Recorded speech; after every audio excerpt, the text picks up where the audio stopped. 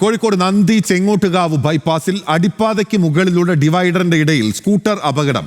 തിക്കോടി സ്വദേശി അഷ്റഫിനാണ് പരിക്കേറ്റത്. വൈകിട്ട് 6 മണിയോടെയാണ് അപകടം. ബൈപ്പാസിൽ ഓവർ ബ്രിഡ്ജിന്റെ ഗ്യാപ്പിൽ ബൈക്ക് യാത്രക്കാരൻ വീഴുകയായിരുന്നു. താഴേക്ക് തൂങ്ങി നിൽക്കുകയായിരുന്നു ബൈക്ക് യാത്രക്കാരൻ. വിവരങ്ങളുമായി രമ്യാദാസിലേക്ക് പോകുന്നതിന് മുമ്പ് ആ ദൃശ്യങ്ങളിലേക്ക്.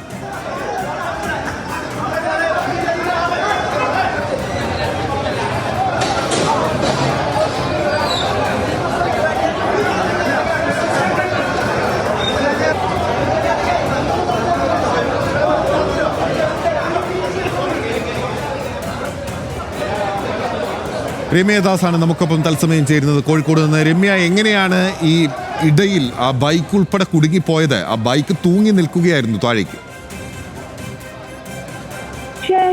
ഇന്ന് വൈകിട്ട് 6 മണിയോട് കൂടിയാണ് ഇത്തരത്തിലൊരു അപകടം നടക്കുന്നത്. അതായത് കോഴിക്കോട് നന്ദി ചെങ്ങോട്ടുകാവ് ബൈപ്പാസിലായിരുന്നു ഈ ഓവർ ബ്രിഡ്ജിന് ചേർന്ന് ഇത്തരത്തിലൊരു അപകടം ഉണ്ടാവുന്നത്. അതായത് ഈ ഓവർ ബ്രിഡ്ജില് 2 സ്ലാബുകൾ തമ്മിൽ ചെറിയ തോതിൽ തന്നെ വിടവുണ്ടായിരുന്നു. ഇതിലേക്കാണ് ഈ ബൈക്ക് യാത്രയിൽ വീഴുന്നത്. തിക്കോടി സ്വദേശിയായ അഷ്റഫാണ് ഇത്തരത്തിലൊരു അപകടത്തിൽപ്പെട്ടത്. ഇദ്ദേഹത്തിന് കൈകൾക്കും കാലുകൾക്കും ഉൾപ്പെടെ പരിക്കേറ്റിട്ടുമുണ്ട്. ഈ ഡിവൈഡർ വെക്കേണ്ട ഭാഗമാണ്, ഈ ഗ്യാപ്പ് എന്ന് പറയുന്നത് ഡിവൈഡർ വെക്കേണ്ട ഭാഗമാണ്. പക്ഷെ ഇവിടെ ഡിവൈഡർ സ്ഥാപിച്ചിരുന്നില്ല. അതിനാൽ തന്നെയാണ് ബൈക്ക് ഓടിച്ചു വരുന്നതിൽ ഇദ്ദേഹം ഇത്തരത്തിലൊരു ഗ്യാപ്പിലേക്ക് വീഴുന്നത്.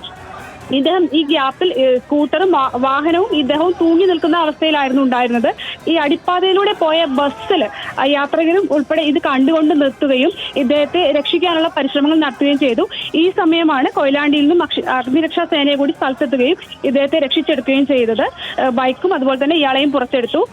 പക്ഷേ ഈ ഒരു അപകടത്തിൽ തന്നെ ഈ അഷ്റഫിന് കൈകൾക്കും അതുപോലെ കാലുകൾക്കും ഉൾപ്പെടെ പരിക്കേറ്റിട്ടുമുണ്ട്. ബിനീഷ്, ഓക്കെ, കൈക്കും കാലിനും ഉൾപ്പെടെ പരിക്കേറ്റിട്ടുണ്ട്. കോഴിക്കോട് നന്ദി ചെങ്ങോട്ടുകാവ് ബൈപ്പാസിൽ അടിപ്പാതയ്ക്ക് മുകളിലുള്ള ഡിവൈഡറിന്റെ ഇടയിൽ സ്കൂട്ടർ തൂങ്ങിക്കിടക്കുകയായിരുന്നു. അപകടമുണ്ടായി. തിക്കോടി സ്വദേശി അഷ്റഫാണ് ആ ദൃശ്യങ്ങളിൽ ഉള്ളത്. എന്തായാലും അഗ്നിരക്ഷാസേന അധികൃതർ എത്തി അഷ്റഫിനെ രക്ഷപ്പെടുത്തുകയായിരുന്നു. കൈക്കും കാലിനും ചെറിയ രീതിയിൽ പരിക്ക് ഏറ്റിട്ടുണ്ട്.